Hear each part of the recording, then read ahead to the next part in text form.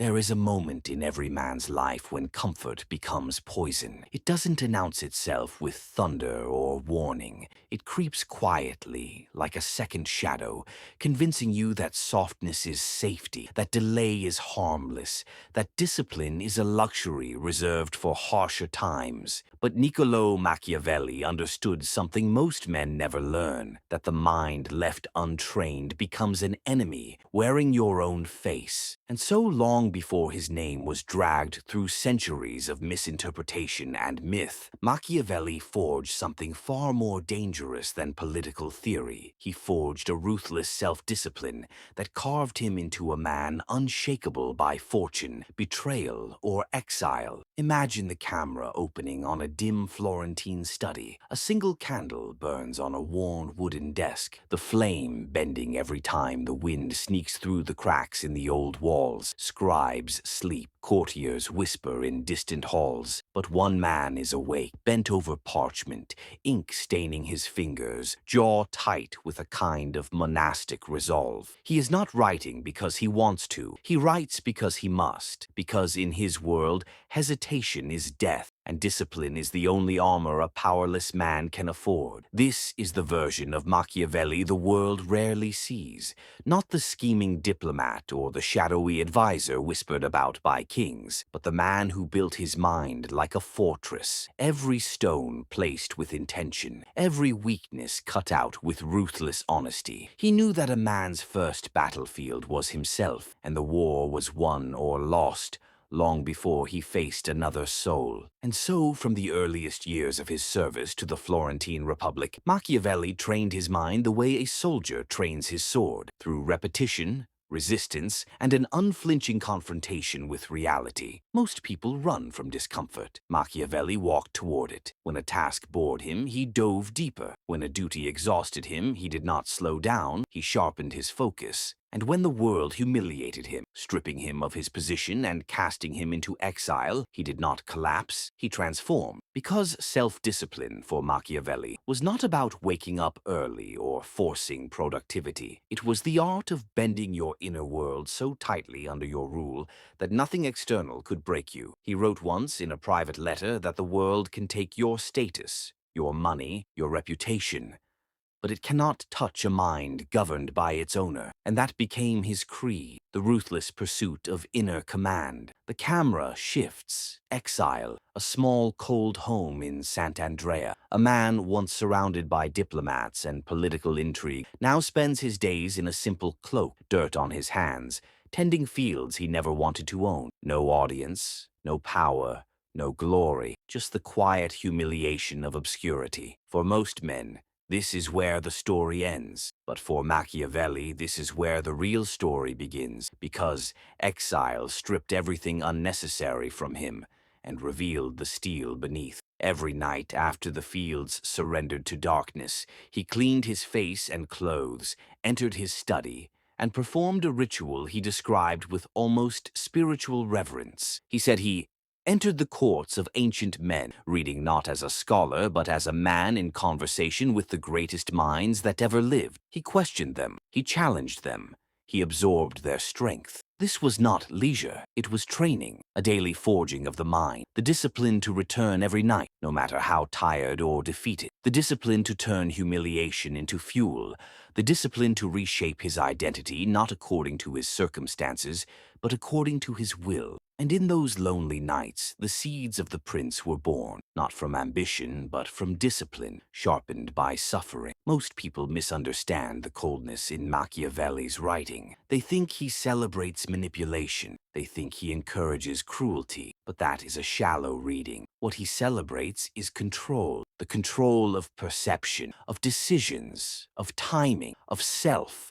And no man can control anything outside his own skin if he cannot first command what is within it. That is why Machiavelli's discipline was ruthless, not because he was cruel to the world, but because he was merciless with himself. He once wrote that it is better to face the harsh truth than to live in the comfort of delusion, that fortune favors the disciplined, not the dreamers, that freedom is not granted, it is earned through the relentless mastery of one's impulses, distractions, and fears. Picture him pacing the wooden floor late at night, rereading a sentence, crossing it out, rewriting it, crossing it again, refusing to stop until the idea was sharpened to a blade. That is discipline.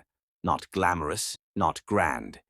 Just the unyielding refusal to settle for the first draft of yourself. Machiavelli lived in a world where betrayal was currency and loyalty was a costume worn by the desperate. But the one thing he never betrayed was his own commitment to self-mastery, even when tortured, even when disgraced, even when forgotten, because he believed that a man who controls his mind cannot be defeated by misfortune, a man who commands his habits cannot be broken by circumstance, and a man who disciplines himself ruthlessly becomes untouchable, even when stripped of everything else. And maybe that is the part of Machiavelli that intimidates us the most, the realization that the discipline we admire in him is available to us, but only at the cost of honesty we fear and effort we avoid. The realization that self-discipline is not a motivational slogan. It is a kind of violence against your weaker self, a quiet execution of excuses, a lifelong confrontation with the parts of you that prefer comfort over conquest. And so the question becomes, what did Machiavelli actually do to forge this relentless mental power? How did he transform failure into strength? How did he maintain discipline in a world designed to break him? The answers lie not in his public life, but in the hidden rituals, private thoughts, and ruthless personal rules he lived by. Rules that shaped his mind into something formidable. These rules were never written as commandments. They lived in the spaces between his letters, in the hesitation before his ink touched the page, in the way he carried himself when the world treated him as though he had already been erased. The first of these rules was a quiet but relentless vow: never negotiate with your own weakness. Machiavelli believed that the internal voice that whispers, "Not today, not now, just once," is the closest thing a man has to an inner enemy. And he confronted that enemy the way a general confronts a traitor, swiftly, decisively, with no room for appeal. He accepted that weakness exists, but he refused to let it speak.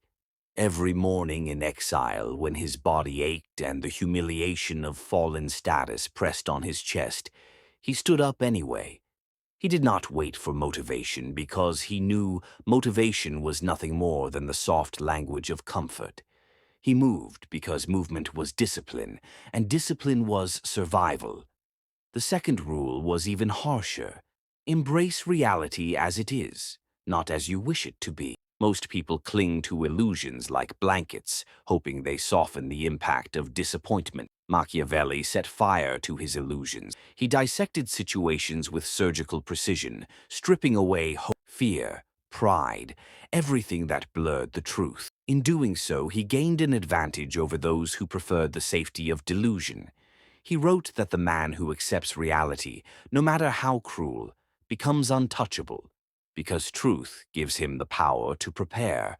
And so every night, as he sat in candlelight reading the histories of empires, he asked questions most men avoid. Where did they fail? What did they ignore? What weakness did they protect instead of confront? His discipline was not just self-control, it was self-dissection. The third rule was perhaps the most ruthless. Submit your life to a purpose greater than your feelings. Machiavelli's purpose was clarity, the clarity to understand power, human nature, decisions, consequences. Not because it would make him admired, but because mastery fascinated him. And when a man gives his life to a purpose like that, discipline stops being a prison and becomes a path. Feelings come and go, but purpose remains. The world took everything from him except this anchor, and it was enough. It held him steady through ridicule, poverty, political exile, and the slow suffocation of relevance. When others saw a defeated man, Machiavelli saw an opportunity to harden his mind, refine his craft, rebuild himself from the ashes of disgrace. There is something chillingly beautiful in the way he used suffering. Most people resist pain, run from it, pray it ends quickly. Machiavelli grabbed pain by the throat and demanded it reveal its lesson. In a strange, brutal way, he treated suffering like a tutor, someone sent to shape him, sharpen him, reorder him. He knew that when life strips away comfort, what remains is the naked truth of who you are, and he refused to avert his eyes. This is why The Prince glows with a kind of cold brilliance. It was not written by a man sitting in comfort, but by one who had been cornered, humiliated, and left with nothing but his intellect. The book is not a celebration of cruelty. It is a testament to what a disciplined mind can create when it refuses to break.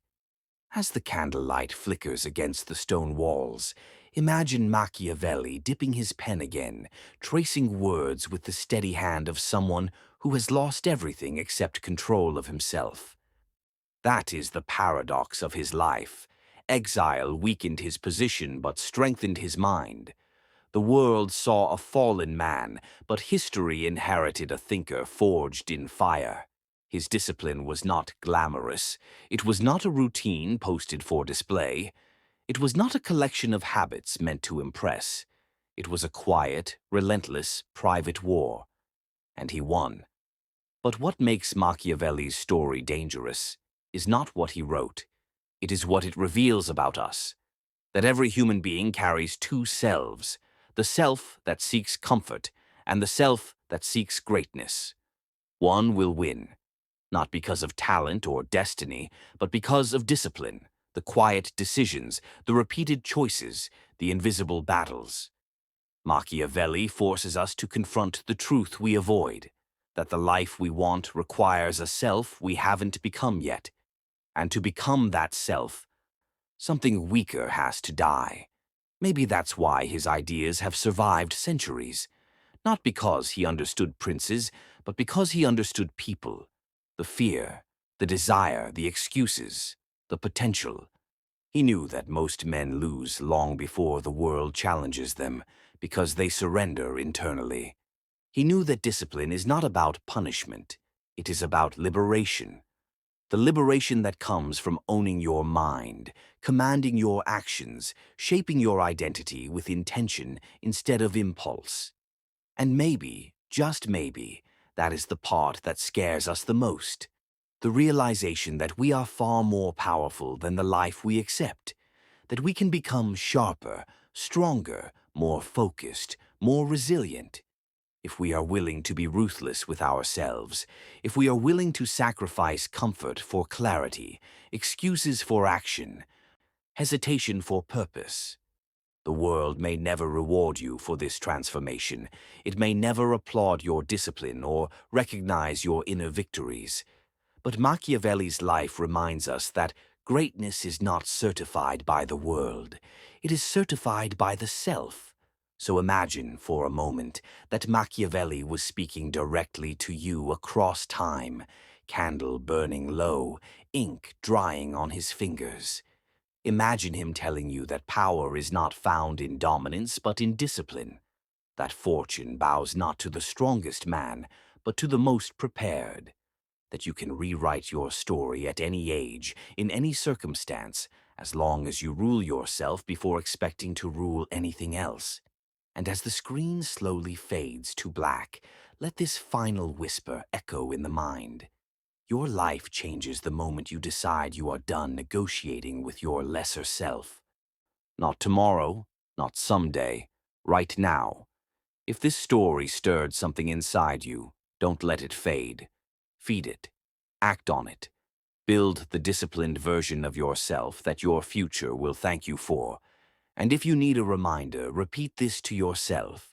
I am becoming stronger than my excuses, sharper than my fears, and more disciplined than the person I used to be. And when you're ready, return tomorrow, not for motivation, but for mastery.